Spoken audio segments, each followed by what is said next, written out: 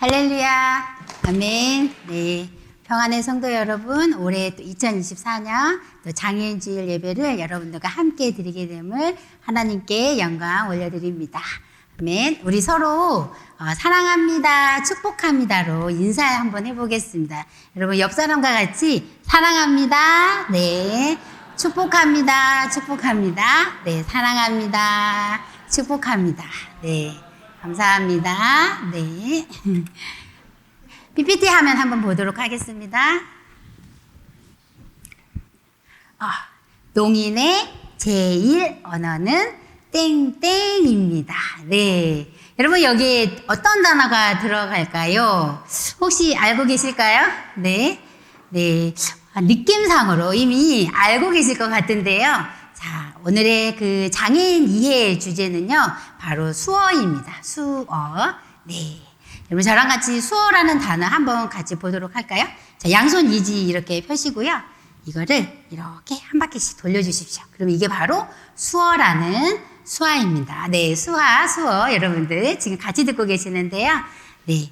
한국 수화 언어법이 제정되면서요, 2016년 2월 3일, 이게 수어가 공식 농인의 언어로 인정을 받았습니다. 그래서 수화는 우리가 대화할 때 손 모양이라는 의미도 있고요. 그 다음에 수어는 이제 중국어나 우리 영어나 프랑스어처럼 그 모든 언어, 외국어처럼 동일한 농인의 언어로 인정받았다 해서 수어로 사용하고 있습니다. 네. 여러분께서, 이 수어를 통하여서 다시 한번 또 제가 이제 이 예배가 끝난 다음에 마당에 가시면 퀴즈를 할 거거든요. 그래서 제가 한 가지 힌트를 드리도록 하겠습니다. 네, PPT 하면요. 네. 한국 수어는 모두 공통어이다. 이게 맞다고 생각하시면 O를 해주시고요. 아닌 것 같다 싶으면 X로 하시면 됩니다. 자, 우리 성도님들이 어느 정도 알고 계시는지 제가 한번 보겠습니다. 맞을까요? 틀릴까요? 평안교회 성도님들이 굉장히 수준이 높으신 것 같습니다. 네. 정답은요, 바로 X입니다. 왜요? 네. 수어는요, 각 나라마다 다릅니다. 문화와 문법, 또 여러 가지 생활 습관 때문에요, 수어도 각 나라마다 다릅니다. 네. 그래서 오늘은 제가 여러분들과 함께, 북한 수화에 대해서 한번 보여주고 싶습니다. 우리와 같은 말을 사용하기 때문에 혹시나 같은 수화를 사용하지 않을까 생각할 수 있는데요. 이 북한 수화도 한국 수화 조금 차이가 있다고 합니다. 여러분, 북한에 수화 통역사가 있을까요? 없을까요? 제가 보니까는 뭔가 서서 있는 모습이 보이시죠? 네. 이 사진은요, 독일의 농인이 북한에 가서, NGO 활동하면서 찍었던 사진이라고 합니다. 굉장히 조금 어렵게 이 자료들을 찾았는데요. 어쨌든 지금은 이 수화 통역사가 계속 있는지 없는지는 아직 잘 미정이라고 합니다. 어쨌든 이렇게 북한에서도 장애인 선교에 대해서 뭔가 관심을 갖고 있다는 것에 대해서 되게 감동받고, 네, 은혜로웠습니다. 작년에 선교사님께서 금요 예배에 오셔가지고 장애 아동에 대한 북한 선교 말씀을 저에게 들려주셨습니다. 그때 제가 개인적으로 너무 큰 은혜를 많이 받았습니다. 그러면서 하나님, 북한에도 농인들을 위한 어떠한 수화 통역이 있을까요? 그렇게 고민하면서 찾았던 자료인데, 한국에 오셔서 독일 농인분이 세미나한 그 자료들을 여러분과 함께 볼 수 있어서 너무 감사합니다. 자, 여러분, 그 한국 수화 먼저 저랑 같이 해보고 그 다음에 북한 수화 함께 한번 해보도록 하겠습니다. 한국 수화 우리 안녕하세요 어떻게 하시죠? 이렇게 해서 안녕하세요. 네, 이렇게 하시면 안녕하세요가 됩니다. 이거는 한국 수어입니다. 그래서 안녕하세요. 만나는 건 이렇게 하시고요. 만나서 반갑습니다. 네, 반갑습니다. 그래서 안녕하세요. 만나서 반갑습니다. 저하고만 하지 마시고요. 또 옆에 분들하고도 한번, 네, 안녕하세요. 만나서 반갑습니다. 네. 네. 북한 수화 궁금하시죠? 네. 북한 수화의 안녕하세요는요, 손을 이렇게 세우고 한답니다. 그래서 이게 안녕하세요. 안녕하세요. 여러분, 그리고 안녕하세요 할 때 고개를 숙이시면 안 됩니다. 농인과 눈을 마주치고 인사하셔야 되기 때문에 안 들리셔서요. 그래서 이렇게 안녕하세요. 만나서는 어떨까요? 똑같겠죠? 만나서 반갑습니다는 저희는 이렇게 있거든요. 북한은요, 미음자로 해서 이렇게 한다고 합니다. 네, 그래서 안녕하세요.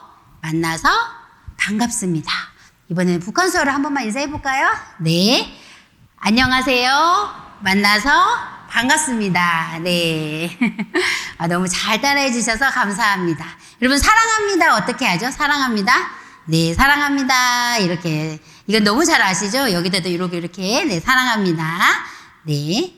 북한의 사랑합니다는 어떻게 할까요? 북한 수어 사랑합니다. 그래도 다행히 아주 다르진 않더라고요. 손등에다가 이렇게 합니다. 사랑합니다. 이게 북한 수어입니다. 이번에는 북한 수어로 같이 한번 인사해 볼까요? 사랑합니다. 네, 사랑합니다. 네, 쉬우시죠? 이 정도는 잘 따라 하실 수 있으시죠? 네. 그러면 그 다음에 우리 한국 수어 감사합니다. 어떻게 해요? 감사합니다. 네, 감사합니다. 감사합니다는요, 왼손에 오른손을 세워서 이렇게 하시면 됩니다. 이게 감사합니다입니다. 감사합니다. 북한 수어 감사합니다. 굉장히 궁금한데요. 네. 어떻게 할까요? 다행히 이것도 비슷합니다. 왼손을 세우십시오. 그리고 그 위에다가 오른손을 세워서 올리면 됩니다. 이게 북한 수어의 감사합니다입니다. 네. 그래서 우리 사랑합니다. 감사합니다. 북한 수어를 한번 해볼게요. 시작. 사랑합니다. 감사합니다. 네. 사랑합니다. 감사합니다. 네. 평안의 모든 성도님들이 수화로 다 같이 저를 따라서 이 하시는 모습을 보니까요, 제가 너무 감동이고 항상 이 장애인 주일 설교할 때 이 시간이 가장 큰 감동과 은혜인 것 같습니다. 여러분들이 수화로 함께 해주실 때 그게 바로 농인을 사랑하는 거고 우리가 하나됨을 이루는 은혜로운 시간인 것 같습니다. 감사합니다. 네, 우리 오늘 하나님 말씀 함께 보도록 하겠습니다. 네, 오늘 말씀이요, 믿음이 들음에서 나고 그 들음은 그리스도의 말씀으로 말미암았다고 이렇게 말하고 있는데요. 제가 중국에 농인 선교로 갔을 때 농인한테 수어로 예수 아이니 이게 중국 수어거든요. 이렇게 전도를 했었어요. 근데 그 농인이 제가 하는 수어를 못 알아보시더라고요. 그래서 그때 제가 하는 게 농인에게는 무조건 복음을 하려면 어떻게 해요? 수어로 꼭 전달해야 되겠다. 이러한 마음들이 들었습니다. 그래서 오늘 우리가 이 말씀을 조금 농인 수화에 맞게 바꿔봤습니다. 네, PPT 한번 다시 보면요.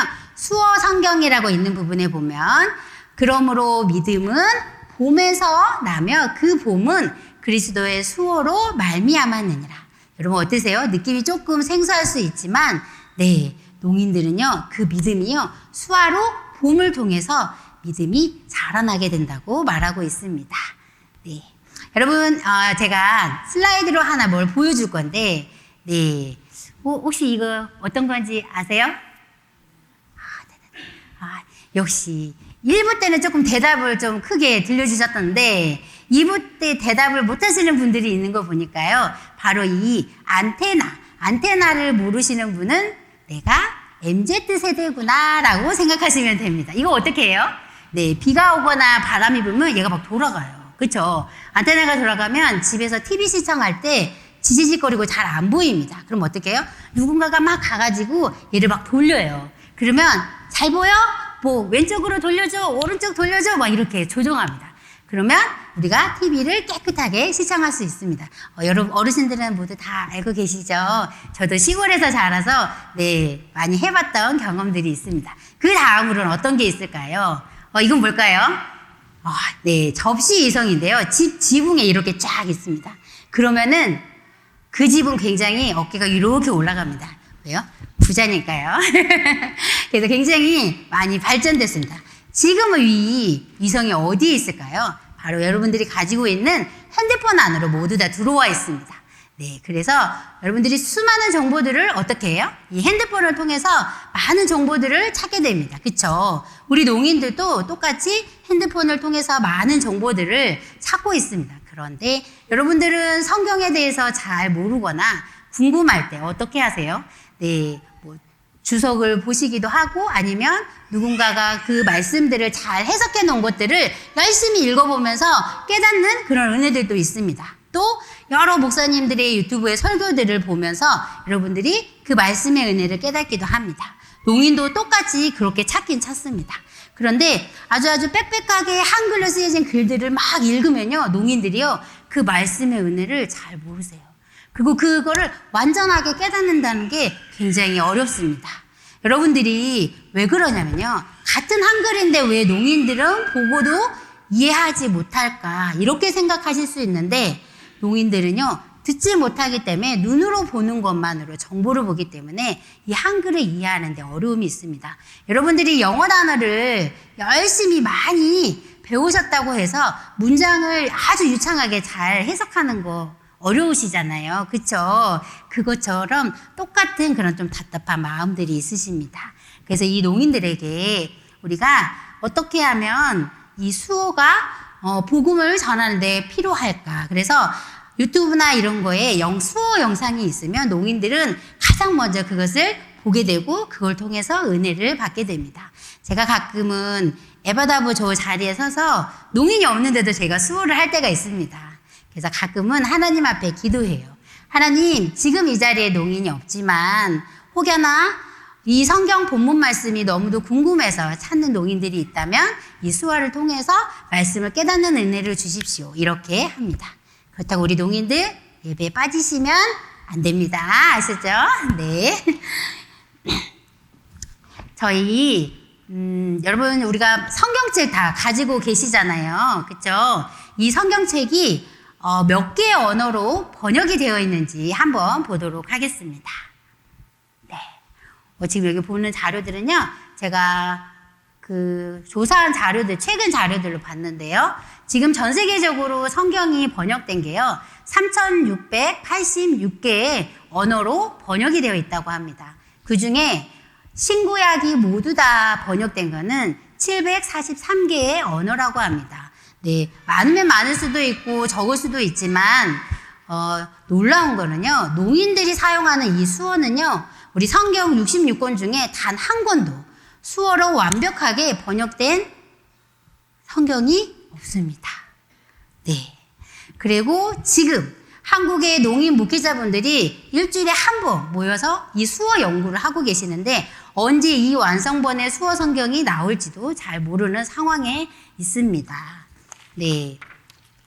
그래서 지금 이렇게 농인들에게 복음을 전하는 일이 어려운 환경 가운데 있는데요. 그 가운데서도 우리 평안교회에 와서 제가 농인들과 함께 이제 사역을 시작할 때 담임 목사님께서 부탁하셨습니다. 뭐냐면요, 꼭 우리 농인 성도들이 말씀을 꼭 붙잡고 살아가는 그런 믿음의 자녀들이 되기를 원한다고 하셨습니다.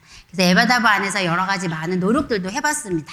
잠언 묵상도 해보고요, 시편 묵상도 해보고, 또 사도행전도 해보고, 요한복음도 해봤습니다. 그 모든 것들의 과정이 정말 쉽진 않고 많은 어려움들도 있었습니다. 그 등에 저희가 작년에 1:1 제자 양육을 시작하게 됐습니다. 특별히 담임 목사님과 함께 10주 동안 제자 훈련을 통해서요, 우리 12명의 농인분들이 양육을 받으셨습니다. 그래서 이분들이 이제 하나님의 말씀을 가지고 서로 그 농인들이 수어로 동반자가 되고 양육자가 되어서요, 같이 또 함께 공부하고 있습니다. 우리 제자 양육할 때 목사님께서 아마도 전국에서 농인들을 위한 수화 통역으로 이렇게 진행되는 것은 처음인 것 같다고 했는데요. 농인끼리 서로 수화로 양육되는 이 과정도 전국에서 아마 최초인 것 같습니다. 이렇게 우리 믿음의 농인 성도님들이 잘 자랄 수 있었던 것은 바로 여러분 평안교회 모든 성도님들이 함께 있었기 때문에 가능하다고 믿습니다. 여러분 그렇게 믿으시죠? 아멘. 이렇게 하나님의 말씀을 배우고 난 후에요, 우리 농인들이 몇 분이 얘기하셨어요. 전도사님, 이제 제가 하나님의 말씀이 보이기 시작해요. 그리고 제 마음에 믿음의 씨앗이 자란 것 같아요. 이 말을 제가 듣는데요, 정말 깨끗이 기쁘고 너무 은혜로웠습니다. 그걸 보면서 정말 아직도 수어 성경에 없는 이러한 상황에서 하나님께서 농인들에게 믿음을 심어주시고 그 믿음의 씨앗을 자라게 하신 걸 보고 너무도 감사했습니다. 그리고 제가 이 기적과 같은 일들을 이루신 하나님 앞에 한 가지 고백하고 싶은 게 있습니다. 바로 하나님께서 농인들에게 수어를 선물로 주셨습니다. 아멘. 네. 그리고 두 번째는요, 하나님께서 수어를 통해 농인들에게 복음의 선물을 주셨습니다. 아멘. 네. 우리 성도 비상회 여러분들과 같이 한번 마지막에 아멘을 해주시면 더 힘이 될 것 같습니다. 이 수아와 이 복음의 선물을 주신 하나님께 우리가 아멘으로 다시 한 번만 화답하겠습니다. 자, 준비되셨죠? 네. 하나님께서 농인들에게 수어를 선물로 주셨습니다. 아멘. 네. 두 번째는 하나님께서 수어를 통해 농인들에게 복음을 주셨습니다. 아멘. 네, 감사합니다. 이렇게 놀라운 기적을 이룬 거는요, 바로 우리 성도 여러분들의 기도 또 함께 도와주신 모든 그 은혜임을 제가 고백합니다. 자, 이번에 저는 또 하나의 기적을 조금 만들고 싶습니다. 그거는요, 올해 저희가 9월에 농인 성도님들과 함께 성지순례를 계획하고 있습니다. 농인분들이 이제 성경 제자 양육을 통해서 말씀의 눈이 보이기 시작하면서요, 저희들에게 요청하셨어요. 일반 성지순례는 그냥 비장애인들과 함께 가기 때문에 가도 무슨 내용인지 본인들이 알아들을 수 없다고 했습니다. 그래서 이 일을 위해서는 꼭 우리 교회 안에서 수화통역으로 함께 지원해달라고 요청하셨고요. 그래서 그 이후부터 저희 농인들이 스스로 적금을 모아서 지금 열심히 준비하며 기도 중에 있습니다. 이것 또한 전국에서 최초로 가장 먼저 농인들이 성지순례를 또 계획하고 있습니다. 이 모든 놀라운 일들, 믿음의 귀한 구원의 열매들은요, 바로 평안교회 모든 성도님들이 함께 해주시고 믿음으로 함께 이 길을 걸어가 주셨기 때문에 지금의 평안교회 모든 농인 성도분들이 잘 자랄 수 있다고 믿습니다. 여러분 그렇게 믿으시죠? 아멘. 네. 지금 사실 한국의 농인 복음화가요, 많이 줄어들고 있는 상황입니다. 이러한 상황에서 평안교회 농인 성도들을 통하여서 앞으로의 더 많은 구원의 귀한 사역들을 하나님께서 사용해 주실 것을 확실히 믿고요. 또 그렇게 그 귀한 일들을 저희 평안의 모든 성도님들이 함께 힘있게 도와주시고 응원해 주시고 이루어 나가시기를 주님의 이름으로 축복합니다. 아멘. 같이 기도드리겠습니다. 하나님 감사합니다. 오늘 장애인 주일을 통하여서 우리에게 수어라는 하나님의 귀한 선물을 주심을 감사합니다. 또한 하나님께서 농인들에게 수어를 통해 복음을 선물로 주심을 너무도 감사합니다. 이 귀한 복음의 씨앗들이 이제 눈으로 봄을 통하여서 마음에 그 싹을 틔우고 자라게 하심을 또한 감사합니다. 사랑하는 평안교회 모든 성도님들이 함께 이 싹이 자라고 믿음의 구원의 열매들이 풍성하게 맺는 그날을 주님 앞에 찬양과 영광 드리며 모든 말씀 예수님 이름으로 기도드립니다. 아멘. 네, 우리 귀한 말씀 감사합니다. 오늘 제가 연이어서 계속해서 이제 말씀을 전하기를 원하고요. 사실 로마서 이 10장 17절의 말씀은 우리를 위해서 주신 말씀이기도 하지만 이스라엘 백성들을 안타깝게 여기는 말씀이기도 합니다. 왜냐하면 예수 그리스도가 이스라엘 백성을 먼저 선택하시지 않았습니까? 그런데 이 이스라엘 백성들이 예수님의 복음을 거절합니다. 그래서 그 복음을 거절한 그 이후로 우리에게 이 말씀이 오고 우리가 영원한 생명을 얻게 된 것이죠. 참 너무나 안타깝게 지금도 이스라엘은 하나님의 선택받은 백성으로 제일 먼저 복음을 들었지만 또 제일 먼저 교만과 고집과 욕심으로 복음을 거부한 안타까운 민족으로 남아 있습니다. 그래서 로마서 10장 전체의 말씀도 믿지 않는 유대인들에 대한 안타까운 마음을 전하면서 이제는 이 복음을 듣고 영접하는 모든 사람에게, 이 모든 사람 속에는 국가, 민족, 인종, 아니면 남녀, 아니면 장애인이나 정상인이나 모든 그런 것들의 차별이 없이 복음은 하나님의 사랑으로 임한다라는 사실이죠. 그래서 이 복음은 들음에서 나고 들음은 그리스도의 말씀으로 말미암는다. 그렇게 말씀하면서 모든 사람이 들을 수 있는 말씀으로 우리에게 전해 준 것입니다. 문제는 이 듣는다라는 말이 귀로 듣는 것뿐만 아니라 마음으로 받아들인다는 것도 포함하고 있는 거죠. 자, 우리 에바다본들은 귀로 들을 수 없습니다. 그런데 눈으로 보고 마음으로 받아들여서 하나님을 믿고 예수 그리스도를 나의 구세주로 고백을 하게 되었어요. 그런데 우리 건청인들은 듣고도 이 복음을 깨닫지 못하고 믿지를 않습니다. 그러니 진정으로 이 복음을 듣는 자가 누구인가를 우리가 생각해 볼 수가 있는 것이죠. 이 듣다라는 말이 헬라어로 아쿠에스라는 말인데 그대로 그냥 듣는 것이에요. 내가 청각을 가지고 있어서 들었다, 이런 뜻입니다. 근데 그 청각을 가지고 들을 수 있음에도 불구하고 복음을 듣지 못하는, 사실은 들었지만 받아들이지 못하는 그 안타까운 영혼들을 향해서 이 사도 바울이 말씀하고 있고, 특별히 자기 동족이 그런 것에 대한 그런 아쉬움과 또 굉장히 서운한 마음을 가지고 이 말씀을 전하고 있는 것입니다. 저는 오늘 그래서 이 듣다라는 말을 가지고 세 가지로 여러분하고 짧게 은혜를 나누기 원하는데요. 이 세 가지의 첫 번째 의미는 뭐냐면 복음은 전하는 자가 있어야 들을 수 있다라는 거예요. 무슨 말이냐면 아무리 내가 듣고 싶어도 전하는 사람이 없으면 들을 수가 없는 거죠. 그래서 이 복음의 전제 조건은 뭐냐면 누군가는 이 복음을 전하는 사람이 있어야 하는 겁니다. 그래야 들을 수 있고 그래야 볼 수가 있는 것이죠. 제가 우리 교회 그 부목사로 부임해서도 에바다부를 제가 이제 그때 교육 목사로 있었기 때문에 같이 지도를 했었습니다. 물론 담당하는 목사님하고 전사님 따로 있었지만 제가 교육부에서 총괄할 때 에바다부서가 그때는 숫자가 훨씬 더 많았죠. 한 80명 가까이 됐으니까요. 근데 아쉬움이 항상 있었어요. 에바다부가 우리 교회에서 생겨나서 아마 전국에서 우리 교회에서 아마 두 번째인가 세 번째로 생긴 게 영락교회 다음으로 우리 교회가 아닌가라고 생각이 드는데, 문제는 우리 교인들이 에바다부한테 많은 지원도 하고 특별히 우리 황봉원사님이 진짜 수고를 많이 하셔서 에바다부는 풍족한 그러한 신앙생활을 할 수가 있었습니다. 근데 제가 항상 아쉬운 게 뭐냐면 그 에바다부를 가서 설교하다 보면 그들에게 복음이 없는 거예요. 구원의 확신이 없는 겁니다. 그게 너무 안타까워서 그때 지도하던 목사님과 전사님에게도 그 이야기를 몇 번 했던 기억이 납니다.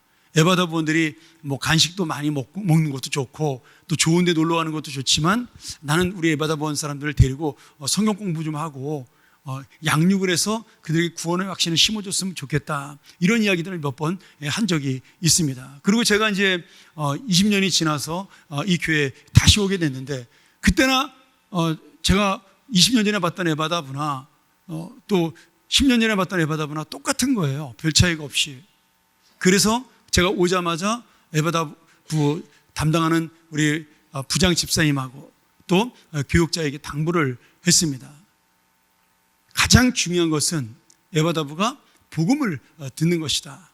모여서 즐겁고 기쁜 것, 그것도 물론 중요하지만 가장 중요한 건 예수 그리스도가 나의 구세주라는 사실을 확신하고 믿는 것이다. 그 교육을 반드시 집중하라고 제가 부탁을 했습니다. 그리고 이제 우리가 10년이 되면서 그 열매를 맺고 있는 것 같아요. 제가 작년에 우리 에바다원들 제자 훈련하면서 사실 쉽지는 않았습니다. 이 양육에 대한 내용들을 말로 설명한다는 것이, 그걸 수어로 다시 표현한다는 것이 굉장히 어려웠어요. 아마 우리 집사님이나 우리 전사님이 통역할 때 어마어마하게 고생했을 거예요. 또 여러분도 알지만 제 설교가 그냥 그 문자적으로 던지는 설교를 제가 잘하지 않지 않습니까? 제 설교는 의미가 있는 내용이 많습니다. 예화를 들어도 그렇고, 그리고 그 문장이나 이런 걸 이야기할 때도 거기에 항상 어떤 의미를 두고 설교하기 때문에 그게 사실은 에바다부원들에게 가장 이해하기 어려운 내용이 될 수가 있는 것이죠. 그럼에도 그 10주의 훈련 동안 얼마나 열심히 하는지 제가 감동을 받았어요.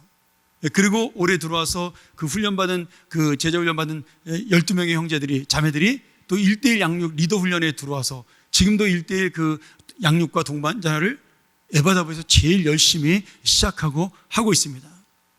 제가 1:1 끝나고 난 다음에 기도의 제목을 여러분에게 말씀드린 적이 있죠. 우리 40명의 1:1 양육자가 40명의 동반자를 하나님의 1:1 말씀으로 키웠으면 좋겠다. 지금 그래서 계속해서 지금 1:1이 매주마다 시작이 되고 있고, 제가 그 1:1 양육하는 사람들 매주마다 기도해 주는 그런 놀라운 역사가 우리 교회에 있는데, 그중에 가장 열심히 하는 부서가 지금 에바다 부입니다. 하나님께서 저는 우리 에바다부를 이런 의미로 가장 축복받은 부서로 만들어 주셨다, 이렇게 믿습니다. 할렐루야. 예. 여러분, 우리가 잘 사는 것이 무엇이냐를 생각해 보면 정말 하나님의 내가 말씀을 듣고 그 복음을 믿고 주님의 자녀로 사는 것이 말로 가장 복된 인생입니다. 제가 항상 얘기하지 않습니까? 우리 인생 살아봐야 100년인데 여기서 뭐 부자로 살고 행복하게 살고 풍족하게 살아봐야 우리 그냥 놀러 온 거예요. 우리 다음 주 목요일 날 어르신들 우리 효도관광도 가고 뭐 야외 예배도 가지만 그거 하루만 갔다 오면 또 1년 하루 행사로 끝나는 겁니다. 그것이 바로 우리 인생과도 같은 거예요. 우리의 고향은 하나님 나라에 있기 때문에 가장 중요한 것은 하나님 나라를 들어갈 수 있는 그 지도, 이 복음이 우리에게 가장 필요한 것입니다. 문제는 이 복음을 누군가는 전해야 들을 수 있다라는 거죠. 누군가 하나님의 이 전도를 해야 이 복음을 듣고 예수를 믿게 된다라는 사실입니다. 그래서 전도는 누누이 얘기하지만 사명이지 은사가 아닙니다. 말을 잘하고 뭐 교양이 있고 조리 있게 설명 잘하고 이런 사람이 전도하는 게 아니에요. 전도는 믿음을 가지고 사명을 가진 사람이 하는 것입니다. 그리고 전도한 다음에 책임은 성령님이 지시는 거예요. 내가 만일 우리 가족이나 친구나 이웃이나 전도하지 않아서 예수를 믿지 않아 나중에 하나님 나라에 들어가지 못한다면 그것은 나의 책임입니다. 그러니 전도가 얼마나 두려운 사명이에요. 그런데 만약 내가 그에게 전도를 했음에도 불구하고 그가 믿지 않고 여전히 살아간다면 그것은 제 책임이 아니라 성령님이 담당하실 일입니다. 그러니 여러분, 내가 말을 잘하든 못하든 실력이 있든 없든 하나님의 복음, 내가 믿는 예수를 전하는 것은 당연한 우리의 사명이고, 또 우리 교회가 이 사명을 놓치지 않아야 끝까지 하나님 나라 앞에 갈 때까지 설 수가 있습니다. 잘 보셔요. 우리가 교회 역사를 보면요, 교회 역사가 이렇게 망해가는 과정이 있는데 처음에는 막 부흥이 일어났다가 한 100년쯤 지나면 서서히 식어가면서 망해갑니다. 유럽이 그렇게 해서 지금 무너져 가는데 한 400-500년 정도 걸린 것 같고요. 우리나라도 지금 막 내려가고 있죠. 근데 그 이유가 뭐냐? 제가 교회 역사를 공부하면 전도 안에서 그런 거예요.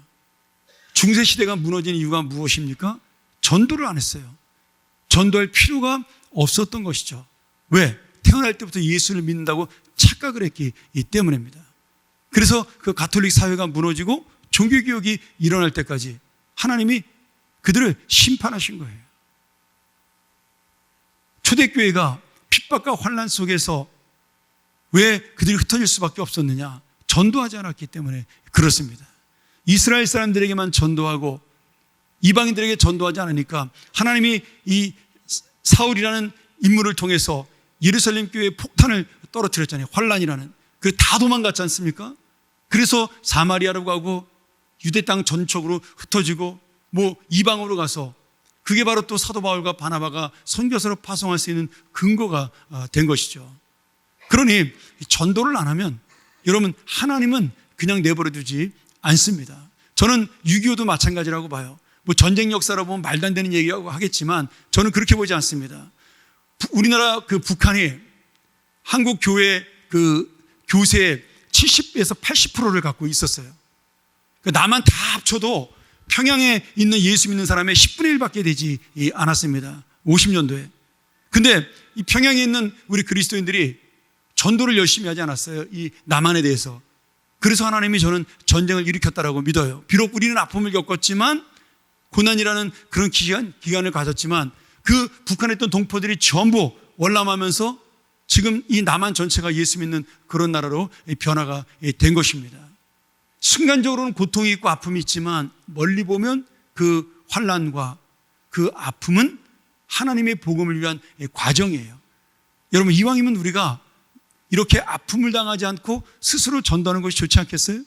내가 주님 앞에 정말 전도 열심히 하면 기쁨으로 살 수가 있는데 그 하나님의 사명인 전도를 멀리하다가 교회가 깨지면서 전도를 하는 거예요.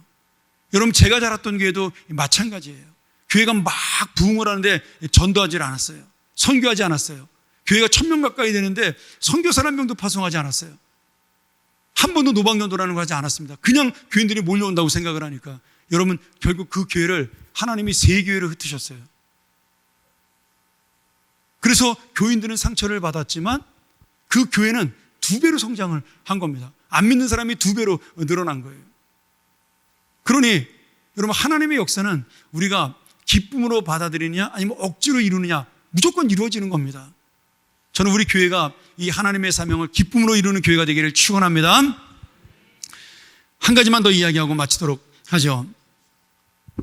여러분, 이 복음은 마음으로 받는 것입니다. 내가 들었다라는 뜻, 보았다라는 것은 우리가 영어로도 I see 그러면 욕 아닙니다. 죄송합니다. 예. I see 그러면 내가 보았다라는 뜻도 있지만 거기에 무슨 뜻이 있어요?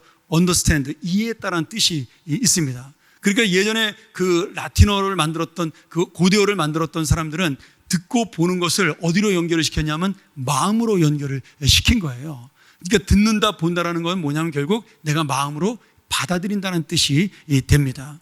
그 말씀이 바로 로마서 10장 10절의 말씀이에요. 사람은 마음으로 믿어서 의에 이르고 입으로 고백해서 구원에 이르게 됩니다. 여러분이 지금 예수 그리스도를 믿게 된 것이 성령님이 여러분의 마음을 움직여 그 복음을 받아들이게 한 것이에요. 그래서 세례가 중요합니다. 세례는 뭐예요? 내가 마음으로 믿은 예수 그리스도를 입으로 하나님과 사람들 앞에 고백하는 시간이에요. 그렇기 때문에 우리가 이 세례가 굉장히 중요한 우리의 의식이고, 그리고 세례를 받는 사람은 내가 하나님의 자녀가 되는 공식적인 행사가 되는 것입니다. 그러니 오늘 여러분, 복음을 귀로 듣고 눈으로 보아도 믿지 못하면 어쩌면은 그 복음을 듣지 못하는 우리 청각장애인보다, 복음을 보지 못하는 시각장애인보다 훨씬 더 불쌍한 영혼이에요. 왜냐하면 그들은 구원받을 수 없는 멸망으로 달려가는 영적 장애인이기 때문입니다.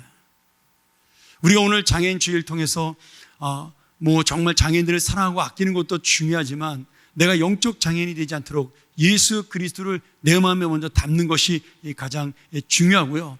이 나라의 수많은 영혼들이 영적 장애로 살아가는 것을 우리가 마음속에 담고 내가 저들을 정말 주님의 길로 인도하는, 그래서 정상인으로 함께 살아가게 만드는, 이게 정상인인 거예요.